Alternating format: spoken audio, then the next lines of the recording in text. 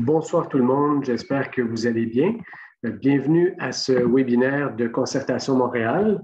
Ce soir, nous avons le plaisir de vous parler de recrutement au conseil d'administration.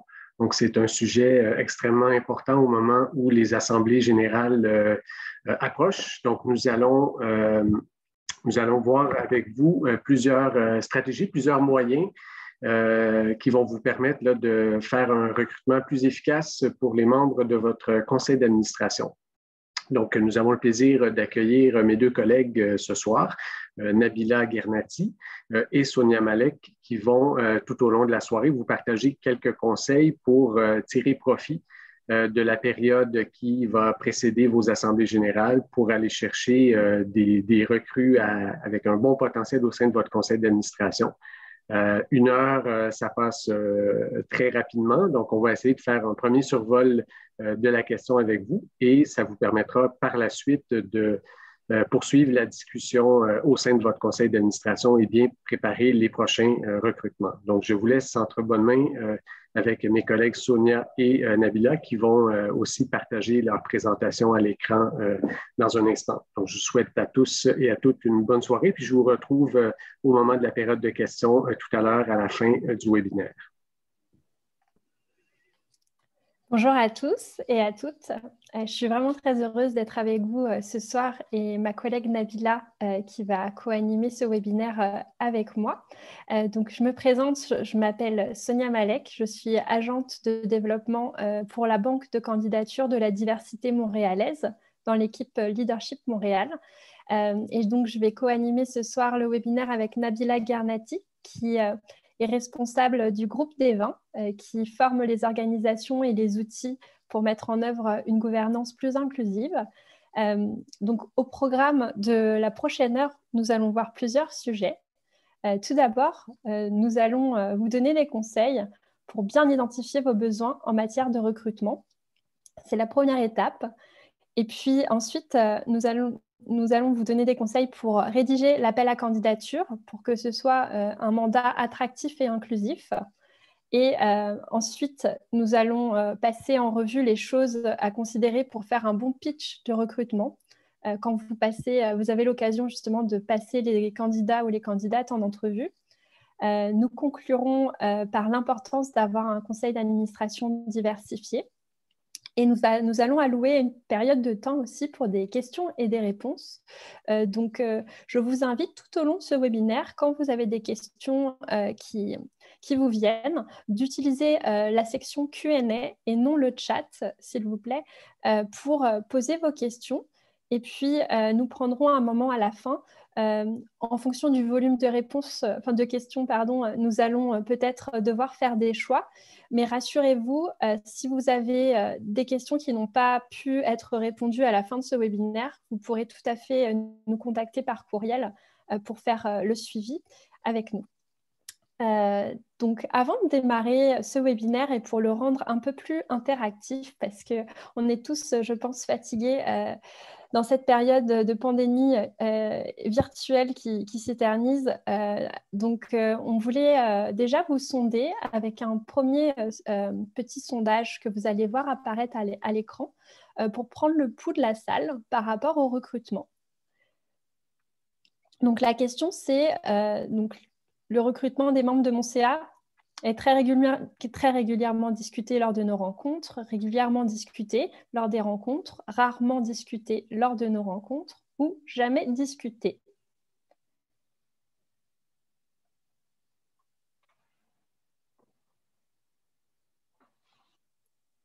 Très bien. Je vois que ça bouge encore un petit peu. On va laisser les derniers répondants. Donc, en tout cas, on a quand même une tendance côte à côte. Régulièrement discuté lors de nos rencontres, 47%, et rarement discuté lors de nos rencontres, 43%. Donc, côte à côte, ces deux. Donc, c'est très bien. Je pense qu'on a une salle qui est diversifiée aussi dans son approche du recrutement. Donc, on va essayer justement de vous donner des conseils et des astuces pour le bonifier. Hop. Donc, Je vais maintenant laisser la parole à ma collègue Nabila pour démarrer le premier volet de ce webinaire. Nabila, je te laisse la parole. Oui, ben merci Sonia. Alors, je t'inviterai à avancer la diapositive. Merci. Merci. Alors, qu'est-ce qui pourrait bien motiver des personnes qui ont déjà un emploi du temps bien chargé au niveau professionnel et personnel, d'investir temps et énergie gratuitement en s'impliquant dans un CA? Et la deuxième question, c'est pourquoi est-ce que des personnes souhaiteraient s'investir dans un CA et qu'est-ce qui pourrait justement les motiver et qu'est-ce que ces personnes viennent chercher exactement? Alors, c'est justement ces questions que les représentantes et représentants d'organisations devraient avoir en tête de façon constante, mais encore plus en période de recrutement. Alors, avant de s'atteler à la question du recrutement, c'est très important d'en discuter avec les membres du CA. Ce n'est pas une question qui doit relever uniquement d'une seule personne ou de la personne qui a la direction générale. Il se peut que l'organisation soit justement dotée d'un comité de gouvernance et auquel cas c'est justement dans cet espace que la question du recrutement est traitée. Et bien autrement, il doit se faire en rencontre, en grand groupe. Un autre élément aussi, avant de passer tout de suite au recrutement, eh bien, c'est d'analyser en profondeur la situation, notamment au niveau du membership. Au niveau du membership, donc, il y a des personnes qui ont un lien, qui sont en contact avec l'organisation. Ça peut être des bénévoles, ça peut être des donateurs, ça peut être des partenaires, les bénéficiaires et leurs familles. Et ce sont justement bien des personnes qui connaissent déjà très bien l'organisation et qui peuvent constituer un bassin de candidates et de candidats potentiels très intéressants. Aussi, autre aspect, c'est que le recrutement, eh bien, ça se planifie à l'avance. Et ce n'est pas à la dernière minute et dans l'urgence qu'on le prévoit. Malheureusement, la tendance qu'on observe, c'est que dans la majeure partie des cas, c'est un aspect qui se fait dans la hâte et malheureusement, ça ne donne pas toujours les meilleurs résultats. Alors, pour bien recruter, eh bien, c'est très important de commencer par identifier les besoins et les profils qui sont recherchés. Alors, commençons d'abord par les profils. L'organisation doit se demander, eh bien, de quel profil avons-nous besoin? En fonction donc des compétences de l'équipe de direction et celles des membres du CA qui sont actuellement en poste, l'organisation doit déterminer les compétences complémentaires dont elle a besoin. Elle peut tenir compte également, et elle doit aussi tenir compte également eh bien, des compétences des administrateurs et administratrices dont le mandat aussi viendrait à échéance et pour lesquels eh bien, il faudrait donc les remplacer. Alors, pour faire cet exercice-là, d'identifier les besoins, il n'y a rien de mieux qu'une matrice des compétences. C'est vraiment l'outil tout indiqué pour faire ça. Parce que ça va permettre vraiment de faire un portrait collectif des compétences qui sont déjà disponibles au sein du groupe et celles qu'il faudrait aller chercher.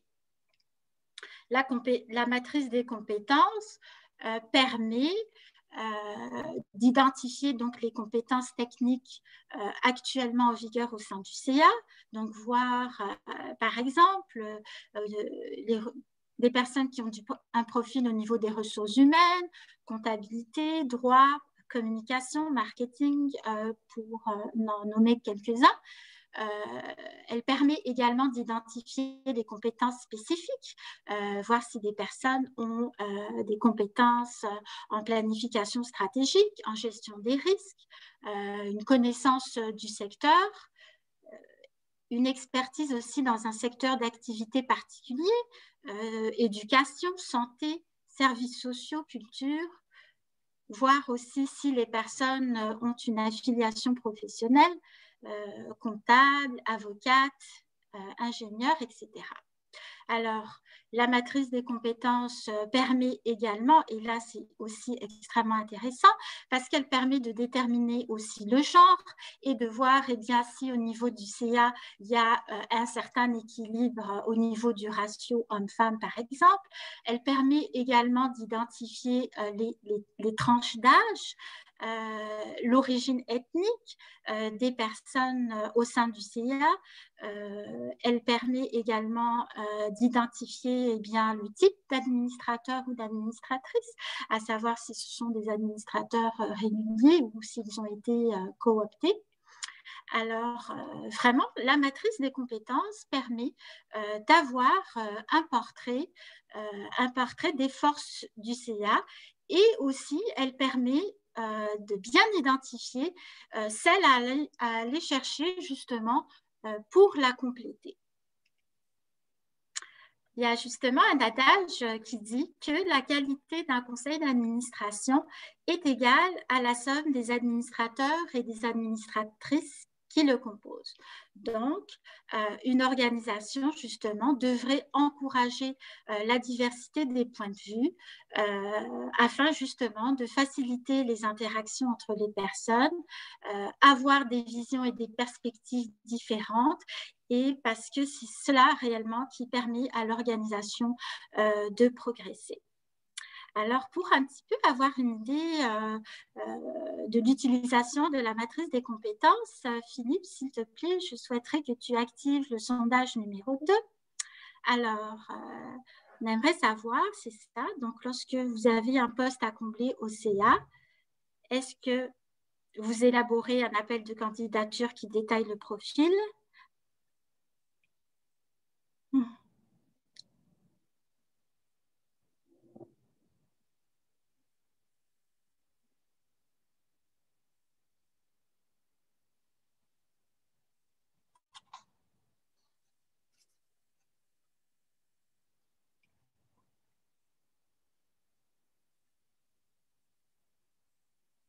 D'accord. Ah, voilà, donc 56% d'entre vous, donc vous identifiez à l'avance des caractéristiques recherchées et vous faites un appel dans votre réseau. Et 23% procédez de manière informelle et nous élaborons un appel de candidature qui détaille. Donc, très intéressant ces résultats-là. Alors, je pense que les informations qui vous seront communiquées dans le cadre de ce webinaire eh bien, vous seront profitables. Merci. Alors, une fois que nous avons justement identifié les profils qui sont recherchés au sein du conseil d'administration, eh bien, ce qui est aussi extrêmement important, c'est de regarder eh bien, les qualités qui sont recherchés chez les administrateurs. Alors, le savoir-faire a son importance, mais le savoir-être a aussi toute son importance. Parfois, je vous dirais, c'est tout aussi, voire même plus, parce que bien, les compétences techniques, on peut les acquérir, mais une personnalité, on peut difficilement la changer.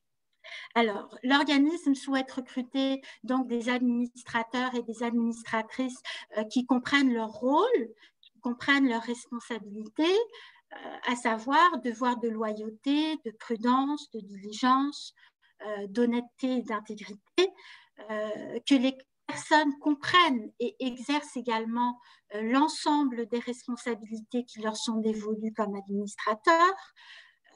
Ils souhaitent également que les personnes s'intéressent à l'organisation, qui comprennent sa mission, qui comprennent sa vision et ses enjeux et sa stratégie, et aussi eh bien, qu'ils puissent se préparer adéquatement aux rencontres et qu'ils puissent faire les suivis requis.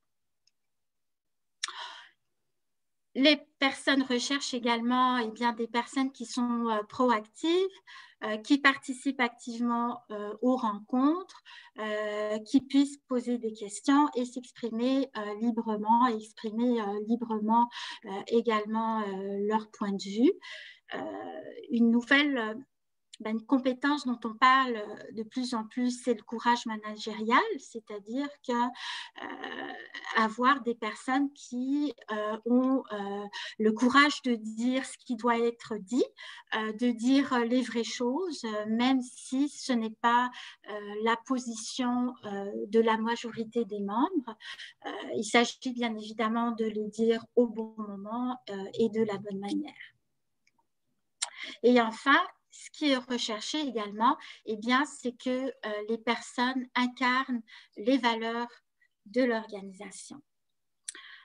Sonia, si tu peux, s'il te plaît. Merci. Alors, une fois justement qu'on a identifié ce que souhaiteraient les membres d'une organisation lors du recrutement, ce qui est important, c'est de clarifier les attentes. Quelles sont les attentes de l'organisation envers les nouveaux et les nouvelles administratrices? Donc, pour justement éviter toute surprise lors de l'arrivée en poste de la nouvelle administratrice, on doit réfléchir en amont sur les attentes des nouveaux administrateurs aussi et les valider lors de la période de recrutement. Donc, les conseils d'administration à valeur ajoutée, ce sont justement des conseils où les membres du CA sont engagés envers celui-ci et l'organisation.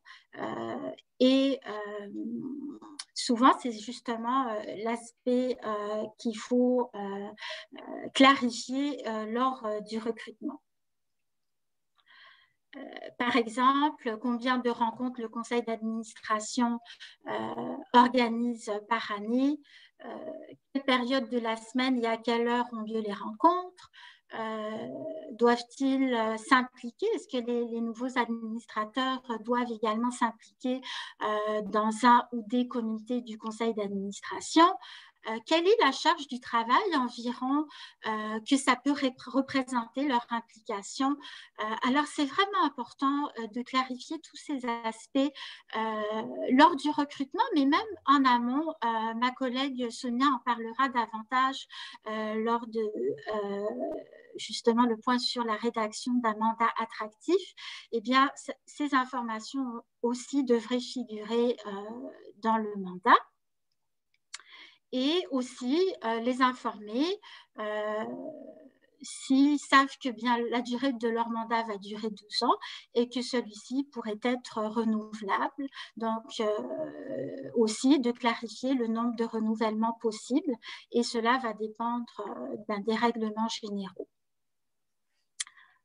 Ensuite, Sonia, s'il te plaît, la prochaine diapo.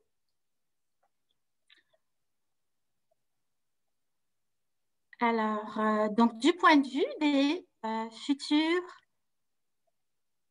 administratrices et administrateurs, alors c'est très important de connaître les motivations des nouveaux membres également. Donc, une fois qu'on sait qu'est-ce que les administrateurs recherchent, c'est très important aussi d'identifier qu'est-ce que les administrateurs recherchent en s'impliquant dans un CA.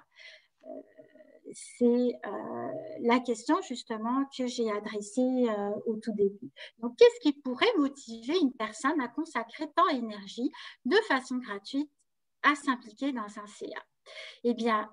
En général, les personnes, ce qu'elles recherchent, ce sont des CA qui sont bien structurés, bien organisés. Les administrateurs et les administratrices aussi, ce qui n'apprécie pas lorsque les documents, par exemple, sont transmis à la dernière minute ou remis même le jour de la rencontre, des administrateurs et des administratrices qui sont mal préparés, des suivis, par exemple, qui ne sont pas effectués, ce que des administrateurs aussi souhaiteraient, c'est d'être reconnus comme des administrateurs et administratrices à part entière. Ce qu'ils ne veulent pas, c'est être des spectateurs. Ils veulent vraiment s'impliquer, participer. Ils veulent aussi que leur profil soit complémentaire à ceux présents au sein du CA. Ils veulent aussi côtoyer des administrateurs et administratrices de talent avec lesquels ils vont pouvoir justement apprendre, des personnes qui vont les inspirer, et aussi une opportunité d'élargir son réseau de contacts professionnels. Sonia, s'il te plaît. Voilà. Alors, pour bien recruter, pour un recrutement réussi, donc, premier point, important de préciser les besoins. On en a parlé, notamment par le biais de la matrice des compétences. Donc, préciser les besoins dans un deuxième temps. Clarifier les attentes de part et d'autre. Donc, quand on est un administrateur qu'on souhaite recruter, bien qu'on se mette dans la peau de la candidate ou de la candidat qui souhaiterait intégrer un CA et vice-versa. Identifier les motivations des administratrices et des administrateurs, y penser en amont et les valider par la suite lors de l'entrevue.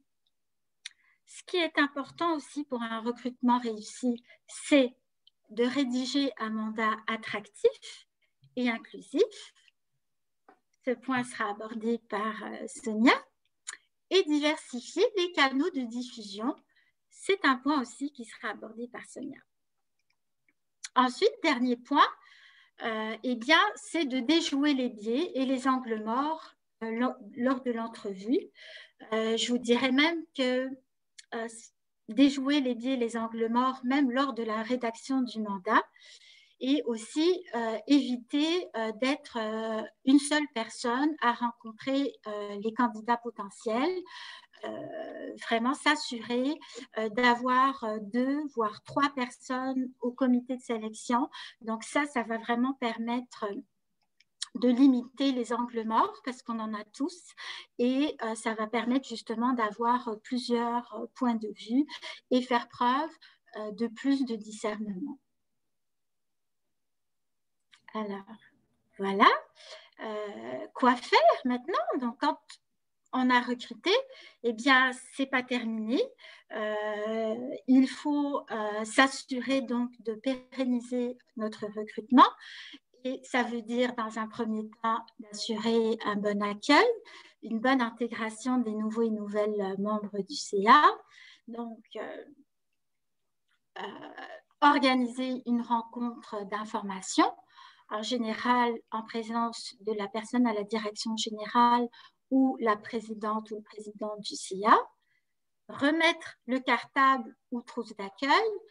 C'est sûr que dans le contexte actuel de pandémie, eh bien, il y a de fortes chances pour que ce soit fait en virtuel, mais voilà, donc remettre l'ensemble de documents importants de manière à permettre à la personne de prendre bien connaissance de l'organisation.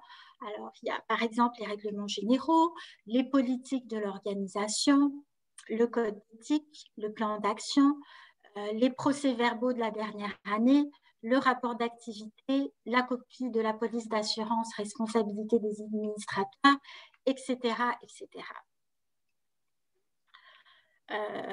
L'explication donc des engagements requis et présenter la nouvelle personne à l'équipe de direction. Et aussi, pourquoi pas, mentorat ou jumelage, jumeler la future, le nouvel administrateur ou administratrice à un administrateur qui est plus expérimenté, de manière à justement lui permettre de prendre connaissance et de s'introduire au CA de la meilleure des façons. C'est une pratique qui est quand même assez utilisée, que ce soit dans le cadre d'un conseil d'administration ou lorsque un employé intègre une nouvelle équipe dans son emploi, ça donne vraiment de très bons résultats. et aussi avoir des rencontres informelles avec les autres membres du CA. Et enfin, faire des suivis avec les nouveaux membres, voir avec eux si tout va bien, vérifier qu'ils sont toujours motivés, voir s'ils ont des questions, voir s'ils ont des préoccupations. Donc, le faire à plusieurs reprises au courant de l'année. Donc, ensuite, une fois qu'on a assuré justement un bon accueil, eh bien, pour justement pérenniser les personnes qu'on a recrutées, eh bien, il est important d'établir des mécanismes de reconnaissance. Ça peut être, par exemple, de mettre à jour la section des membres du conseil d'administration du site Internet de l'organisation. Très important ce point, donc prévoir la photo des membres, pourquoi pas leur biographie, permettre aussi aux administrateurs et aux administratrices de représenter l'organisation lors d'événements. Ça, c'est une chose qu'on fait beaucoup à Concertation Montréal. On organise beaucoup d'événements et tous les événements qu'on organise, eh bien, on invite soit notre président du CA ou soit d'autres membres du CA à faire le mot d'accueil et le mot de bienvenue aux personnes. Ce qui est aussi très apprécié, c'est de pouvoir offrir de la formation, des livres, par exemple. Ça, c'est une pratique assez courante dans les organisations, notamment la formation sur le rôle et les responsabilités des administrateurs, organiser des soirées de remerciement et faire des publications dans les médias sociaux pour permettre aux administratrices et à nos administrateurs de rayonner, les mettre à l'honneur à tour de rôle et de souligner leur engagement. Ça, c'est un élément intéressant. En tout cas, à Concertation Montréal aussi, c'est une pratique qu'on a initiée récemment et ça permet de les faire rayonner et ça nous permet aussi de reconnaître leur engagement et de les remercier aussi. Alors, on va passer à présent à une étape cruciale du processus de recrutement et qui est la rédaction d'un mandat attractif et inclusif. Et pour ça, donc, je vais donner la parole à ma collègue Sonia. Merci beaucoup, Nabila. En effet, une fois qu'on a bien identifié ses besoins, ses attentes, qu'on a fait l'exercice en équipe avec son conseil, c'est important maintenant de structurer l'information. Et donc, en général, l'appel à candidature, c'est vraiment le document qui va permettre d'encapsuler tous ces besoins et de pouvoir après le diffuser. Donc, pour le faire, comme disait Nabila, c'est important de se mettre dans la peau des candidats et des candidates quand on le rédige, donc de se mettre dans la peau des personnes qui vont le lire, évidemment donner envie de rejoindre le conseil d'administration de votre organisation. Il ne faut pas oublier que les personnes sont bénévoles, donc il faut vraiment leur donner le goût de porter votre cause, vos valeurs, de donner de leur temps pour s'impliquer sur votre CA. Et puis, très important, de donner toutes les informations nécessaires à la prise de décision. Donc, il faut leur permettre vraiment de faire un choix éclairé.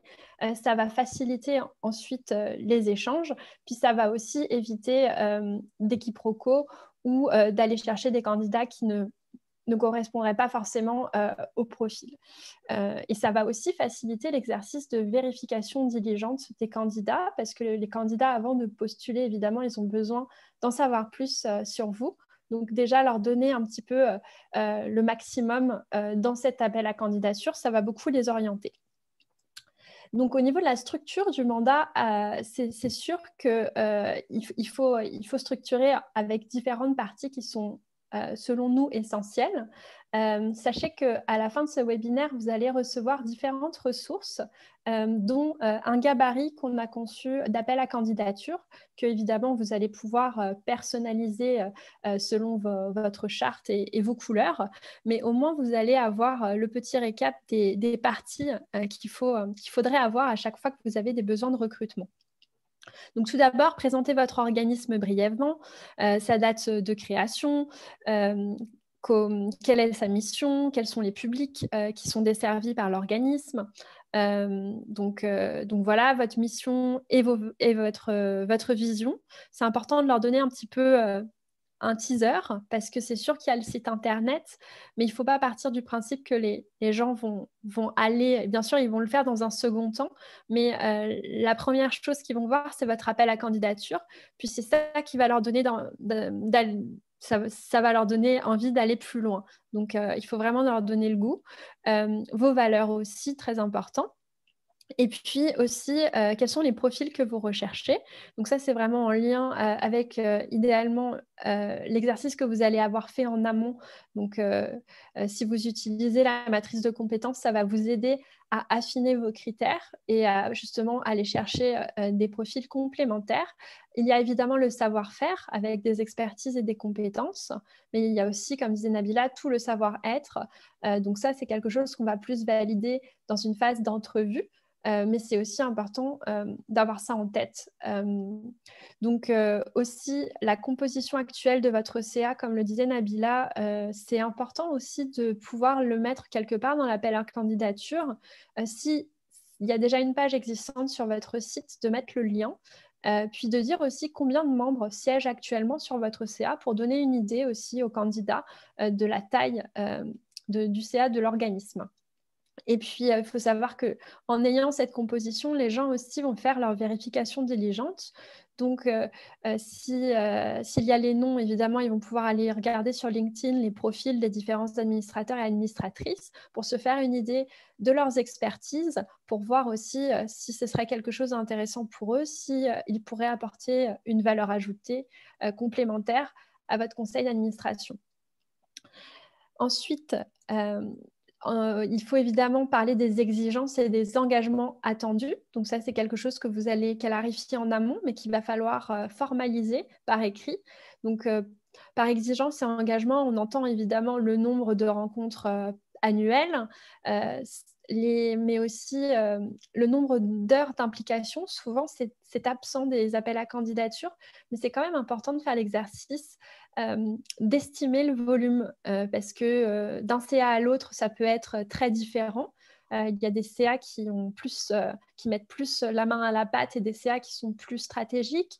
Il y a des CA qui demandent une implication sur des comités. Donc là, c'est important aussi de le préciser si on attend que les personnes s'impliquent sur des comités. S'il y a des livrables spécifiques, notamment quand on cherche un trésorier, c'est sûr que la personne va s'impliquer à hauteur des livrables qu'elle va devoir s'engager à suivre et à livrer. Et aussi, nous, on encourage beaucoup à Concertation Montréal le volet équité, diversité, inclusion.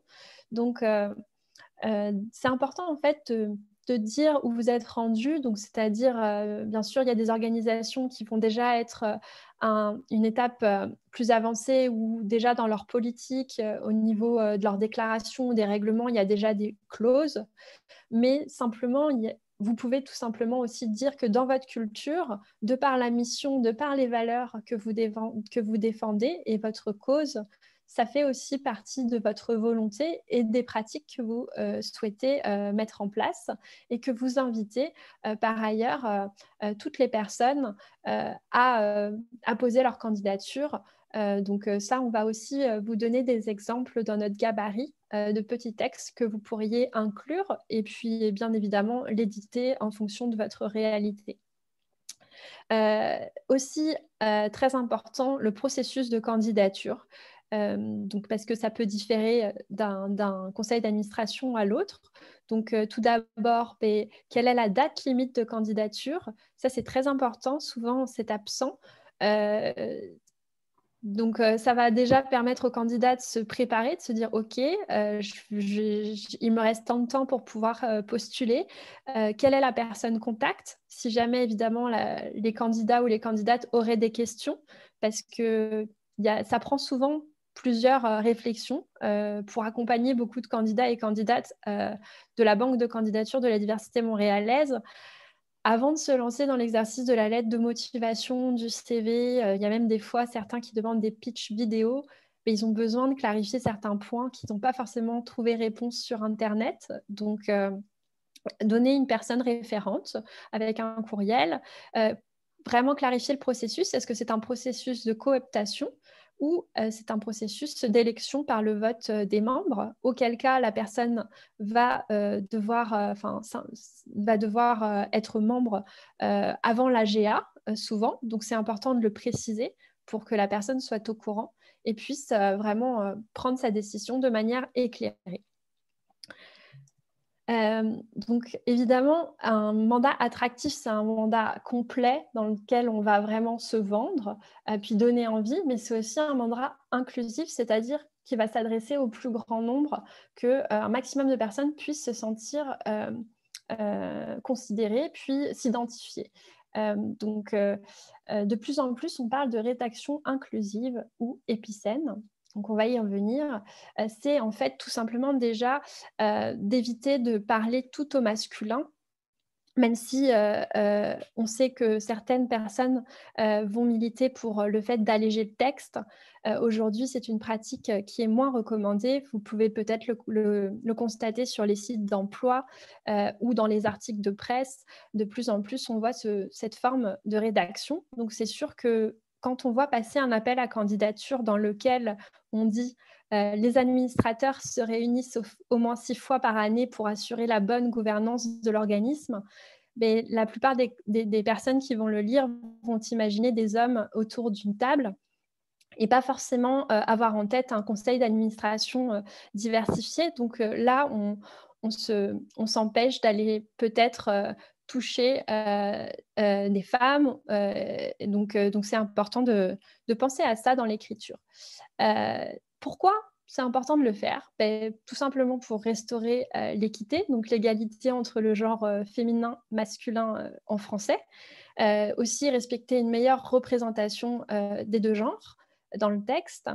Et puis aussi, on parle de rédaction épicène, c'est quand on peut recourir, quand c'est possible, à une formulation neutre.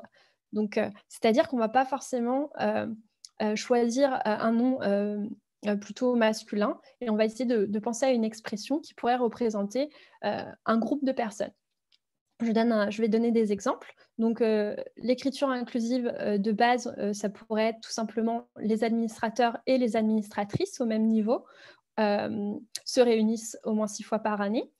Ou la version tronquée qu'on voit beaucoup de plus en plus sur Internet ou dans les textes, c'est les administrateurs.tris.s. On voit aussi des tirets très souvent. Ça peut se faire. On voit aussi des points médians qui sont les points au milieu. Mais par contre, l'Office québécois de...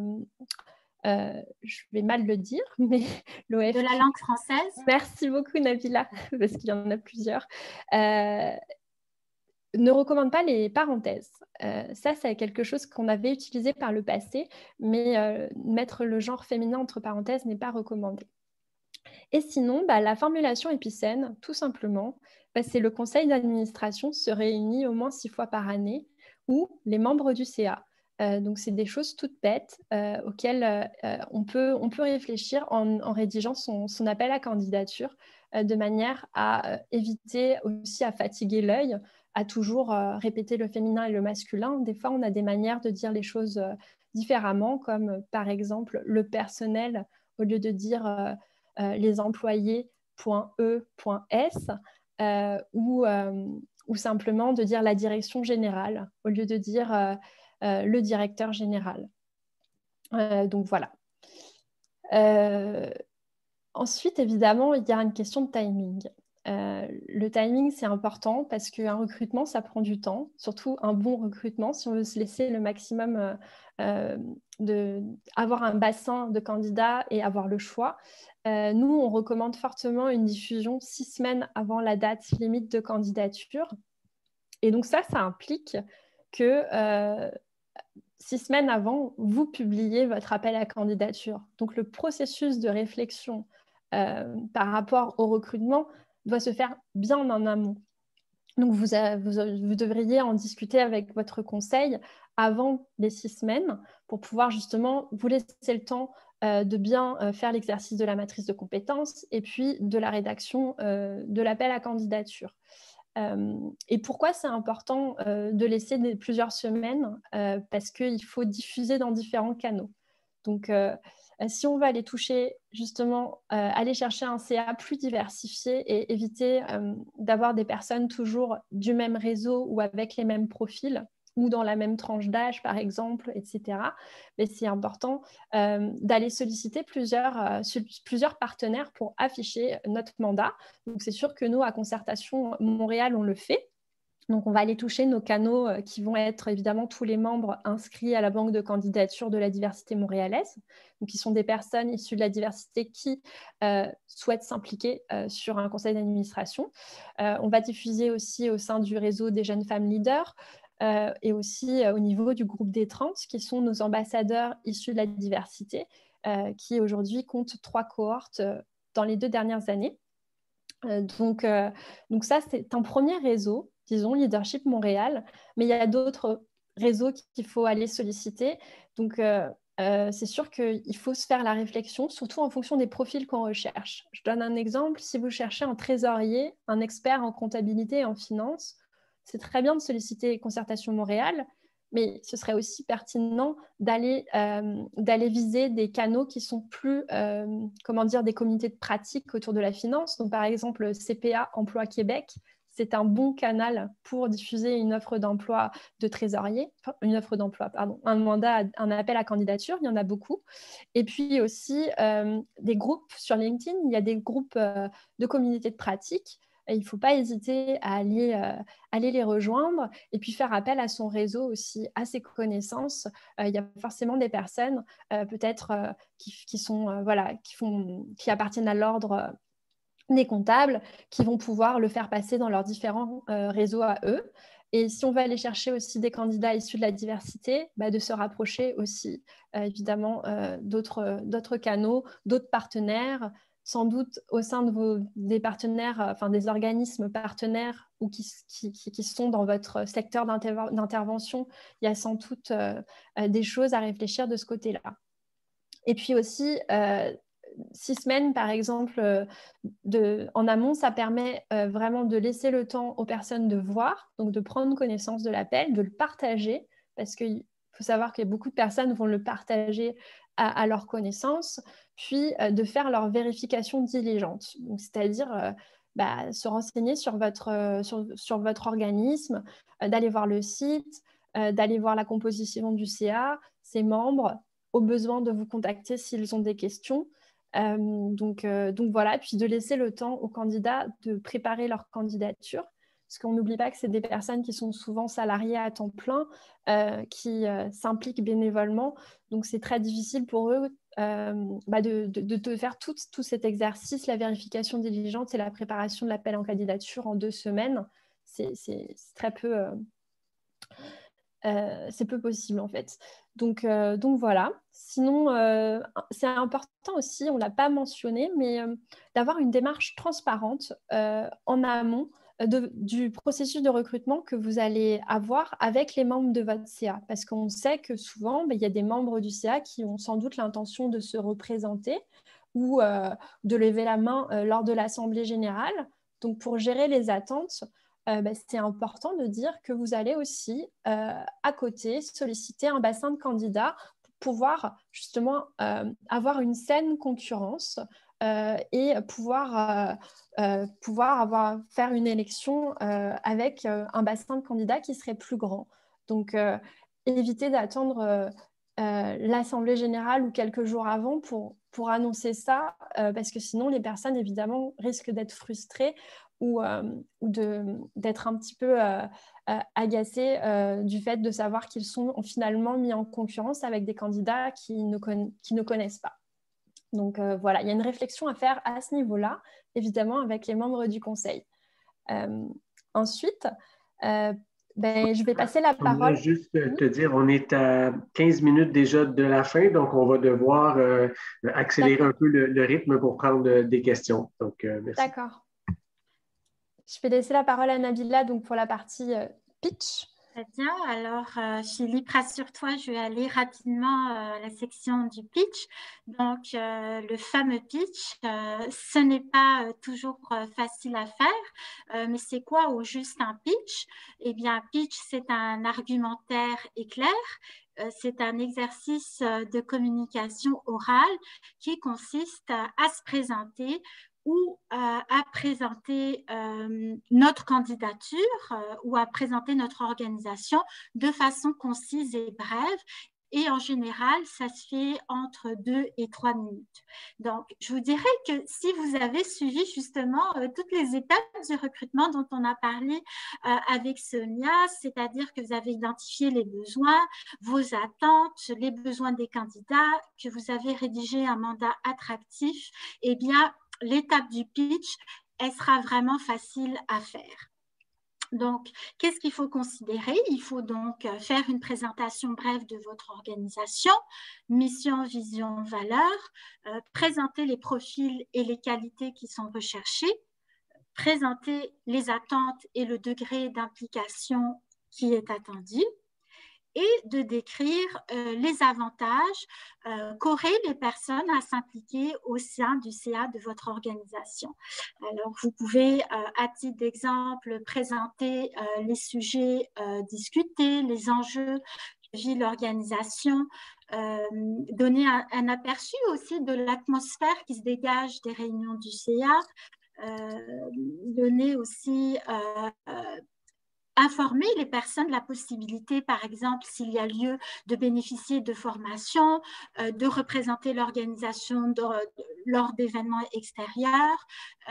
Et aussi, c'est un point intéressant justement pour souligner l'accueil qui est réservé, que vous allez réserver aux nouveaux membres du CA et aux procédures aussi que vous avez mis en place pour ça. On peut passer à la prochaine. Alors, aussi bien du côté des candidates. Alors, je sais qu'il y a un grand nombre de représentants d'organisations avec nous ce soir, mais j'imagine qu'il y a aussi des futurs ou alors des administrateurs et des administratrices qui seraient intéressés à siéger dans des CA. Alors, pour faire un bon pitch justement à votre niveau, eh bien, vous aurez vous aussi à vous présenter et puis à vous mettre en valeur. Alors, si vous aussi, vous avez fait l'exercice qui va consister, eh bien, dans un premier temps, à bien vous connaître, à bien connaître vos besoins, à identifier vos points forts, à identifier ce qui vous intéresse, ce que vous souhaitez apporter de par votre expertise et vos connaissances à l'organisation, eh bien, l'exercice du pitch, ça va être facile. Qu'est-ce qu'il y a dans un pitch en général? Eh bien, vous allez commencer par donner le poste que vous occupez, votre fonction, le secteur d'activité. Vous allez aussi mentionner le nombre d'années d'expérience que vous possédez, les principaux champs d'expertise, votre diplôme, vos compétences et qualités personnelles.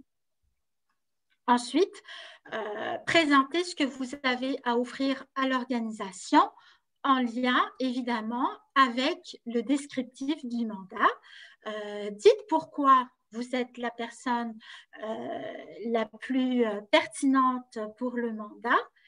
Et enfin, terminez avec votre intérêt pour l'organisation, pour sa mission, pour ses valeurs. Les organisations veulent vraiment des membres du CA qui s'intéressent à la mission, qui peuvent incarner les valeurs de l'organisation également. Alors, on ne dira jamais assez combien c'est important d'avoir un conseil d'administration diversifié. Et pour en savoir plus justement à ce niveau-là, eh bien, Sonia, le micro est à toi. Merci Nabila. En effet, nous, on prêche pour notre paroisse, donc à Concertation Montréal, la diversité, c'est un point d'honneur. On voulait revenir, avant de conclure le webinaire, sur le résultat de l'enquête Statistique Canada sur la diversité dans le secteur non lucratif, qui a eu lieu entre le 4 décembre 2020 et le 18 janvier 2021. Ça représentait un échantillon de 8 835 personnes au total, dont plus de 6 000 membres de conseils d'administration. Et ce qu'on apprend, c'est que les CA de nombreux organismes ne sont pas représentatifs des publics et communautés qu'ils servent. Donc ça, c'est quelque chose qu'on entend beaucoup par les organismes qui nous sollicitent à Concertation Montréal. C'est un enjeu. Et puis, il y a 30% des répondants qui appartiennent à un organisme qui s'est déjà doté d'une politique relative à la diversité de ses administrateurs et administratrices. Donc ça, c'est un bon point, c'est un indicateur qui nous montre qu'on avance dans le bon sens. Mais cependant, il y a près d'un quart des répondants, 23%, qui ne savaient pas si leur organisme avait une politique écrite en matière de diversité. Donc ça, ce point nous conforte dans l'idée qu'il faut vraiment amener ce sujet sur la table et en discuter avec les membres du conseil.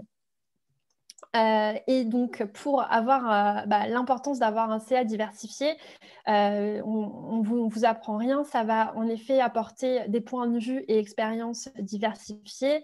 Ça va permettre d'aller chercher un bassin de talents encore sous-utilisé. Souvent, on entend qu'on a du mal à trouver des professionnels issus de la diversité. Le bassin de professionnels, il existe, il est là.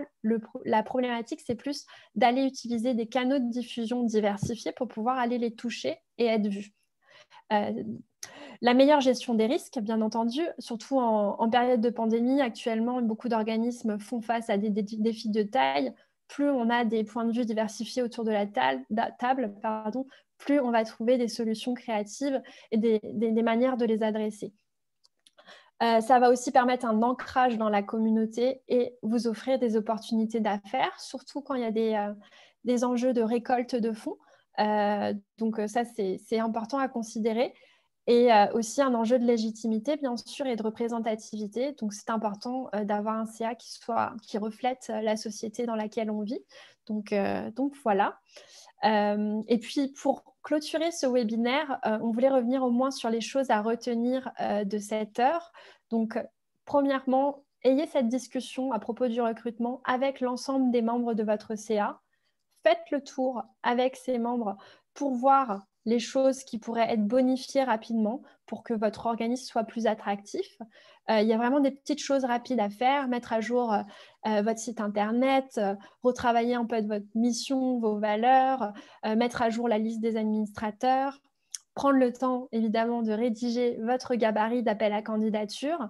Comme ça vous fera gagner du temps dans le futur, vous n'aurez plus qu'à l'éditer. Donc, le gabarit qui va vous être envoyé va vous aider en ce sens. Explorez aussi de nouveaux réseaux pour diversifier votre bassin de candidats. On vous offre une opportunité le 18 et 19 mai prochain avec l'événement Trouve ton CA. Donc, c'est important justement de pouvoir participer à ce genre d'événement pour aller rencontrer des personnes que vous n'aurez pas forcément rencontrées par les canaux traditionnels. Et puis, prenez le temps vraiment de faire des entrevues avec différents candidats. Et puis, comme disait Nabila, ne pas le faire toute seule, c'est un grand fardeau à porter sur les épaules, le recrutement. C'est important d'avoir un comité au moins de 2 ou 3 personnes qui vous accompagnent. Ça mitige aussi les biais. Donc ça, c'est important. Donc, on avait prévu une petite période de questions et réponses. C'est sûr qu'avec le temps qui nous reste, on va devoir faire des choix. Donc, Philippe, je vais te laisser y aller pour voir ce qu'on a eu dans le Q&A. Oui, donc on a eu quelques questions qui ont été partagées ou quelques commentaires également. Certaines personnes rappelaient l'importance de partager les valeurs de l'organisation, donc notamment pour les organismes communautaires autonomes, parce que oui, on cherche un profil de compétences, mais il faut que la personne qui sera choisie pour le conseil d'administration comprenne bien les réalités dans lesquelles l'organisation fonctionne. Nadia nous partageait un message pour dire, lorsqu'elle a été approchée, de façon générale, c'était la direction de l'organisation qui sollicitait son appui au conseil d'administration. Donc, en fait, qui a la responsabilité du recrutement? La direction ou le conseil d'administration? Donc, je ne sais pas qui veut brièvement se lancer. Ben, je peux y aller si tu veux, Nabila. OK. Ben, c'est sûr que... Et puis, tu pourras compléter, bien entendu. C'est sûr que normalement, la responsabilité du recrutement, elle incombe aux membres du conseil d'administration. C'est vraiment eux qui doivent le porter, sauf que dans les faits, dans la réalité, on le voit souvent, c'est la direction générale qui porte le flambeau du recrutement. Et ça a des enjeux aussi parce qu'évidemment, il y a des enjeux, comment dire, je dirais pas de conflit d'intérêts, mais c'est sûr que évidemment la direction générale va vouloir aller chercher des candidats qui vont plutôt aller dans le sens qui connaît bien sûr déjà l'organisme, ses valeurs, qui sont déjà des personnes qui sont déjà convaincues. Et donc, c'est aussi important de pouvoir avoir une saine compétition, comme on le disait, une saine concurrence avec aussi des candidats qui sont issus d'autres réseaux. Donc, je te laisserai compléter si tu veux, Nabila ou Philippe. Moi, je trouve que tu as très bien répondu, Sonia. Okay. Ouais. D'accord. Parfait. On a également, donc on nous rappelle justement l'importance, évidemment, si on a à retravailler la mission, mais ça peut avoir des incidences sur les lettres patentes ou d'autres documents de l'organisation. Donc, c'est une démarche qui est à prendre au sérieux. Une question également qu'on attendait, c'est Lynn qui la pose. Est-ce que les candidats qu'on va identifier doivent être élus en Assemblée générale? Donc, c'est sûr que cette question-là touche les règlements généraux puis les réalités de chaque organisation. Je me permets un petit début de réponse, puis si vous voulez compléter, mais le CA peut quand même préparer en amont le processus. Ultimement, l'Assemblée générale va avoir à élire les membres du conseil, mais il peut très bien y avoir une liste de recommandations du conseil d'administration en tenant compte de l'appel de candidature, de la matrice de compétences, par exemple. Et il est clair que le conseil d'administration a davantage d'outils pour savoir là, est-ce que la personne a le profil souhaité pour combler le poste au CA, parce que le CA a une vue d'ensemble, connaît les besoins, a pu s'entretenir avec la personne. C'est plus qu'une présentation de 3 minutes là, qui aurait été faite rapidement en AG. Donc, si quelqu'un veut compléter. Exactement, tu as tout dit, Philippe. Faut s'assurer au fait d'avoir un certain équilibre entre la préparation en amont et ce qui va se passer le jour de l'Assemblée générale.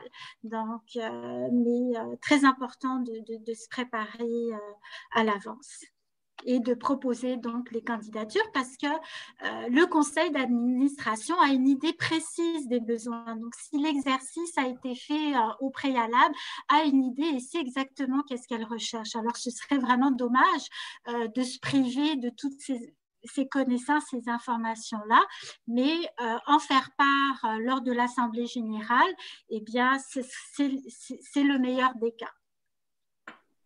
Parfait. On va prendre peut-être une dernière question qui nous provient de Marie. Donc, elle demande comment sensibiliser les candidats potentiels à la réalité des OBNL de petite dimension, donc ceux qui ont moins de ressources financières notamment, ou moins de personnel, qui ont besoin à la fois d'un engagement stratégique et opérationnel, puis de façon durable dans le temps.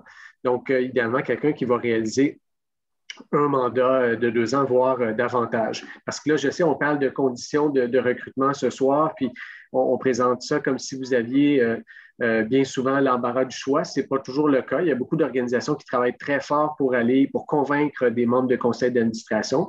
Actuellement, avec la COVID, le travail à distance, on est privé d'opportunités de réseautage où on aurait pu discuter avec des candidats potentiels. Donc, comment on amène des membres de CA à comprendre qu'ils s'investissent dans une démarche qui va leur demander quand même un certain temps, puis comment vraiment s'assurer d'en faire des alliés là, pour accompagner la direction, puis soutenir la mission de l'organisation? Excellente question. j'ai amorcé quelques éléments de réponse, mais dans un premier temps, il faut vraiment chercher des personnes qui sont extrêmement sensibles et interpellées par la mission de l'organisation, auquel cas, ça va être vraiment difficile de les motiver. Et dans un deuxième temps aussi, c'est important d'être clair et transparent sur les attentes et le rôle qui est attendu, sans forcément aussi faire trop peur à la personne, parce que si on lui présente aussi que ça va être notre sauveuse ou notre sauveur, puis qu'il y aura énormément, puis que le défi est extrêmement important et lourd, eh bien, ça peut faire l'effet inverse aussi, eh bien de peut-être refroidir les personnes à s'impliquer. C'est ça, oh mon Dieu, ce sera trop pour moi. Donc, c'est aussi de trouver un équilibre. Voilà, puis je laisserai mes collègues compléter. C'est sûr que selon moi, on ne peut pas en effet reposer la responsabilité sur la personne qu'on va recruter. Il faut vraiment faire le diagnostic et puis essayer de faire en sorte de trouver comme des pratiques au niveau du conseil qui vont faire en sorte que ça va fonctionner, parce que c'est aussi une démocratie, le conseil d'administration. Donc, c'est pas cette nouvelle personne qui va en effet tout faire, même si elle va avoir beaucoup dans sa cour. Ça va être une équipe. Donc, il va falloir réfléchir à comment faire que l'équipe fonctionne. Donc, je ne sais pas si Philippe, toi, tu as des ajouts de ce côté-là, mais ça fait partie de la gouvernance au global. Ce n'est pas seulement le recrutement qui va régler la problématique.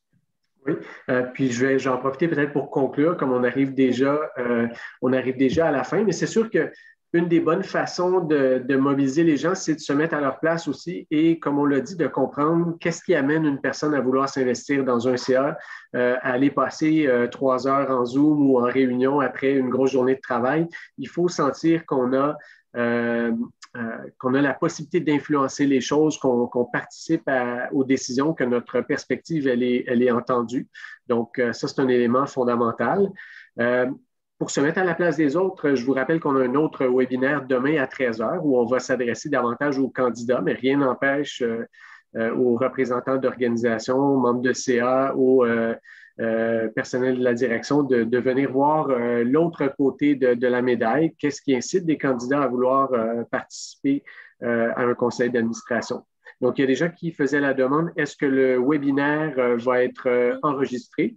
Donc, Nabila y répond à l'instant. On va le partager sur la chaîne YouTube de Concertation Montréal. Et également, d'autres demandaient comment partager des appels de candidature. Faites-nous-les parvenir. Nous, on a toutes sortes de moyens de rejoindre des candidats potentiels, mais il y a un bout qui vous appartient, c'est celui d'élaborer un mandat, c'est celui de bien identifier vos besoins. Une fois que ce travail-là est fait, bien, on peut, avec vous, lui donner un écho, une caisse de résonance. Puis, effectivement, on vous attend aussi. On vous attend à notre webinaire les 18, pas notre webinaire, notre événement de réseautage les 18 et 19 mai prochain. Puis là, je vois, il y a des gens qui nous demandent, mais qu'est-ce qu'on fait si on est hors de Montréal?